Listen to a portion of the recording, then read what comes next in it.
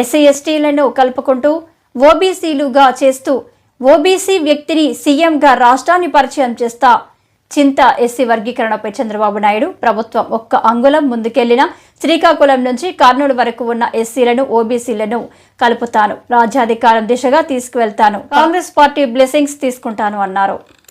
ఆంధ్ర రాష్ట్ర విభజన వల్ల చాలా మంది అంటారు ఢిల్లీ వాళ్ళు చేసిన పని ఆంధ్రప్రదేశ్ రాష్ట్రం కానీ కాదు, చాలా మందికి తెలియదు. నేను చెప్తున్నా, ఆంధ్రప్రదేశ్ రాష్ట్ర విభజనకు దళిత విభజనకు దగ్గర సంబంధం ఉంది.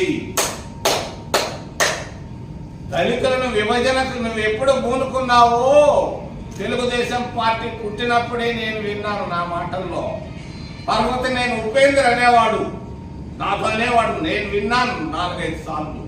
ఈయన విభజన చేసి పార్టీకి లాభం చేయాలి అనేవాడు. నేను నవ్వేవాడిని, నష్టపోతాము అని అనేవాడిని. ఎందుకు చెప్తున్నానంటే దళిత విభజన వల్లే రాష్ట్ర విభజన, ఆంధ్రప్రదేశ్ రాష్ట్రం విభజన జరిగింది. నాకైతే 1% కాదు కదా, 0.1% కూడా అనుమానం లేదు. ఎందుకు అవసరం ఏమొచ్చింది?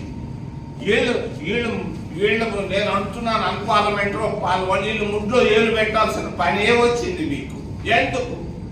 ఏం సాధించారు? హైదరాబాద్ పోతే బాధపడతా ఉన్నాం. ఏంది ఆడకపోతే ఏముంది? అంత సస్యశ్యామలం సిటీ ఏంది? ఇక్కడ ఏమున్నాయి? అమరావతి పోతే ఏం సాధించాం? వీళ్ళ జోలికి పోవద్దని నేను చంద్రబాబు నాయుడు గారికి సున్నితంగా, నాకు బాగా తెలుసు. ఆయన 50 సంవత్సరాలుగా ఆయన యూత్ కాంగ్రెస్ లో ఉన్నాడు, నేను యూత్ కాంగ్రెస్ లో ఉన్నాం తిరుపతిలో.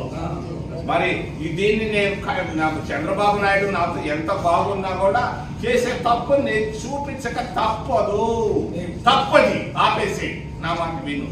సెన్సస్ ని జరపాల్సింది రిజిస్ట్రార్ జనరల్ ఆఫ్ ఇండియా, అతనికి ఇయ్యాలి సెన్సస్.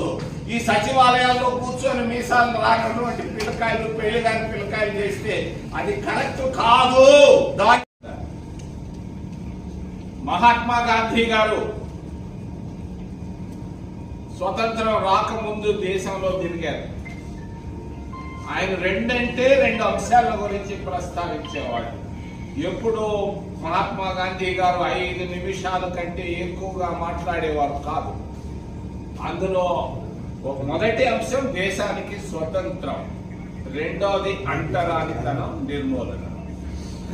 మరి మహాత్మా గాంధీ గారి కృషి, కాంగ్రెస్ పార్టీ కృషి, జవహర్లాల్ గారి, నెహ్రూ గారి నిర్ణయం, అంబేద్కర్ గారి తెలివితేటలు, మేధా సంపత్తి వల్ల ఎస్సీలకు 15% రిజర్వేషన్లు వచ్చాయి. ఈరోజు గిరిజనులకు 7.5% రిజర్వేషన్లు వచ్చాయి. ఓబీసీలకు సోనియా గాంధీ కృషి, ఎక్కడున్నాడో పాపం అర్జున్ సింగ్, ఆ రోజు కేంద్రంలో మంత్రి, వీళ్ళ కృషి వల్ల 27% ఓబీసీలకు రిజర్వేషన్లు ఇవ్వడం జరిగింది. భారతదేశంలో రాజ్యాంగ సవరణ చేసి, ఈ రాజ్యాంగ సవరణలో భాగమే ఈరోజు ఈ ప్రాంతంలో ఓబీసీలు ఎక్కువ ఉన్నారు. మరి ఓబీసీలకు విద్యా సంస్థల్లో, ఉద్యోగాల్లో 27% రిజర్వేషన్లు ఇవ్వడం జరిగింది. మరి నిన్న మొన్ననే ఎక్కడో అడిగారు, ఓబీసీల స్థితిగతులు ఎలా ఉన్నాయి భారతదేశంలో? ఈరోజు జవహర్లాల్ నెహ్రూ తీసుకొచ్చిన ఐఐటీల్లో, ఐఐఎంలో, ఎయిమ్స్ లైక్ హాస్పిటల్స్, ఇటువంటి పెద్ద పెద్ద సంస్థల్లో 27% రావాల్సినటువంటి ఓబీసీలు ఈరోజు 5% లోపు ఉన్నారు. 5% లోపు ఉన్నారు. ఓబీసీలో విద్యావంతులు, ఉద్యోగ అవకాశాలు ఉండి కూడా ఈరోజు 5% ఉండడం అనేది గమనార్హం.